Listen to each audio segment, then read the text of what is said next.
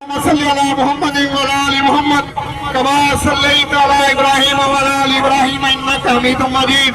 یا رب العالمین، شہید کی موت ہمیشہ کے لیے قوموں کی حیات۔ ہم شہادت کے اوپر اللہ کے فضل و کرم سے دوسرا بھائی تیار کرتے ہیں۔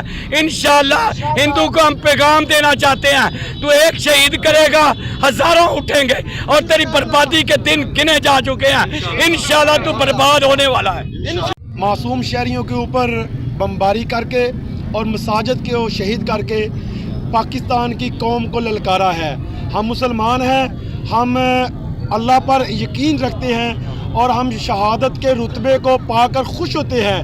انشاءاللہ اس پاکستان کے لیے پاکستان کا بچہ بچہ تیار ہے۔ انشاءاللہ ایک ایک شہید کا حساب لیں گے، ایک ایک مسجد کے ریت کے ذرے کا حساب لیں گے، اور ہندوستان کے ساتھ اینٹ کے ساتھ اینٹ بجائیں گے۔ انشاءاللہ اینٹ کا جواب پتھر سے دیں گے، اور انشاءاللہ کشمیر بھی فتح ہوگا، غزوہ ہند برپا ہوگا انشاءاللہ، اور ہندو کی بربادی ہوگی انشاءاللہ۔ میڈیا دکھائے کہ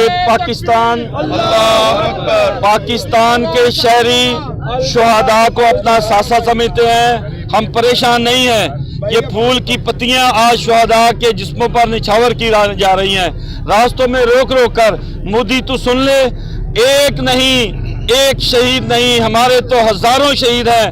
اور یاد رکھ لینا تم، ہم ہماری مائیں بچوں کو جنم دیتے وقت یہ لوری دیتے ہیں کہ وطن پر، دین پر، اسلام پر قربانی پیش کرنی ہے۔ ہم پیچھے نہیں ہٹیں گے انشاءاللہ، پاکستان کے ذرے ذرے کا دفاع کریں گے۔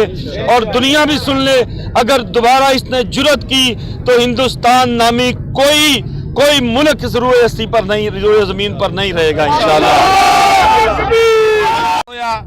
یہ ساڈے سمندری فخر والی گل ہے، ساڈے سمندری واسطے میں کہنا فخر والی گل ہے۔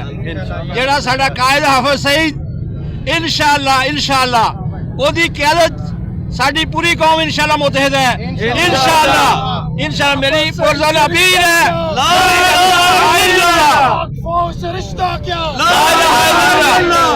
اسی اپنی پاک فوج کے نال سینہ سینہ کھڑے ہیں۔ حافظ سعید میری بہت زور اپیل ہے، حافظ سعید نو جنی جلدی رہا کیتا جائے، رہا کرنا چاہیے۔